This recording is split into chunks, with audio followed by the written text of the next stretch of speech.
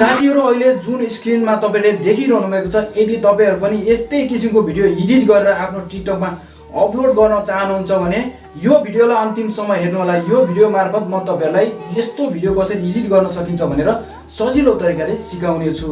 अहिलेसम्म तपाईहरु हाम्रो च्यानल नयाँ हुनुहुन्छ, च्यानललाई सब्स्क्राइब गर्नुभएको छैन भने कृपया च्यानललाई सब्स्क्राइब गरिदिनु र नजिकै रहेको बेल आइकनलाई प्रेस गरेर अल नोटिफिकेसन अन गरिदिनु होला, ताकि आउँदा दिनहरुमा यस्तै किसिमको मैले ट्युटोरियल लिएर आउँछु भने सबैभन्दा पहिला तपाईकोमा पुग्ने छ। सो यस्तो खालको भिडियो बनाउनु चाहिँ तपाईहरुसँग अलाइट मोसन एप्लिकेसन चाहिँ हुन एकदमै जरुरी छ।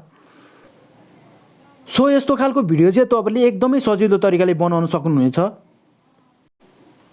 सो यसको लागि प्रिसेट लिंक चाहिँ मैले यही भिडियोको डिस्क्रिप्सनमा राखिदिने छु। जस्ट डिस्क्रिप्सनलाई ओपन गर्नु होला। यहाँ गएर तपाईले टिकटक प्रिसेट भनेर एउटा लिंक देख्न सक्नुहुनेछ। जस्ट यो लिंकलाई ओपन गर्नु होला।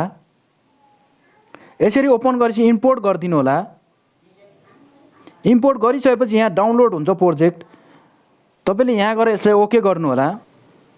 अलाइट मोसनमा यसरी हाम्रो फाइल ओपन भइसकेपछि तपाईले स्क्रल डाउन गर्नु होला।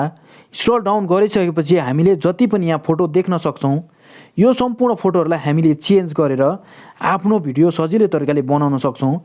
यो फोटो कसरी चेन्ज गर्ने भनेर म तपाईलाई सिकाउन गइरहेको छु। जस्ट त्यसको लागि पहिलो फोटोलाई टच गर्नु होला। कलर एन्ड फिललाई टच गर्नु होला। यहाँ जेपीजी भन्ने अप्सन देख्न सक्नुहुन्छ, यसलाई फिल गर्नु होला।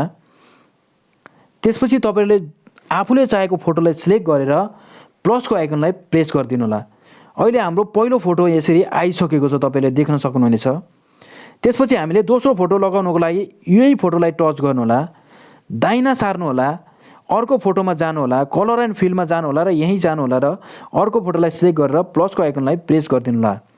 त्यसपछि अर्को फोटोलाई पनि हामीले यसमै टच गरेर अर्को फोटोलाई चेन्ज गर्न सक्छौं। तपाईले स्टेप बाइ स्टेप सम्पूर्ण फोटोहरुलाई यही तरिकाले चेन्ज गर्नु होला।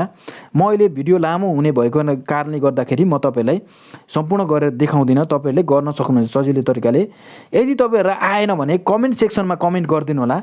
म तपाईहरुलाई फेरि राम्रो तरिकाले सिकाउने छु। हामीले यसरी सम्पूर्ण फोटोलाई चेन्ज गरिसकेपछि तपाईहरुलाई म एउटा इम्पोर्टेन्ट टिप्स दिन चाहन्छु। त्यसको लागि भिडियोको सुरुको पार्टमा आउनु होला। स्क्रल डाउन गर्नु होला।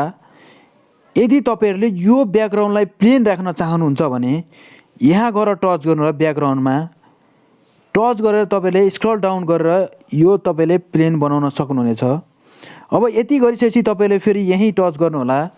भिडियोको अन्तिम पोइन्टमा आउनु होला। यो एक्सपोर्टिङ बटन देख्नु भएको छ, यसलाई टच गर्नु होला।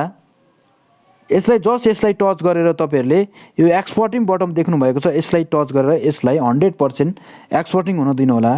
यो 100% एक्सपोर्टिङ भइसकेपछि तपाईहरुको भिडियो तयार हुन्छ। साथीहरु, यो भिडियो कस्तो लाग्यो? भिडियो मन पर्यो भने साथीहरुलाई पनि शेयर गरिदिनु होला र अहिलेसम्म हाम्रो च्यानललाई तपाईले सब्स्क्राइब गर्नु भएको छैन, तपाई च्यानलमा नयाँ हुनुहुन्छ भने च्यानललाई सब्स्क्राइब गरेर नजिकै रहेको बेल आइकनलाई प्रेस गरेर अल नोटिफिकेसन अन गरिदिनु होला। यो भिडियो एक्सपोर्टिङ हुन चाहिँ केही समय लिन्छ साथीहरु, त्यो चाहिँ तपाईले वेट गर्नु होला। यदि तपाईहरुलाई कुनै पनि टिकटक सम्बन्धी ट्रेनिङ भिडियोको ट्युटोरियल चाहिन्छ भने त्यो पनि तल कमेन्ट बक्समा राखिदिनु होला।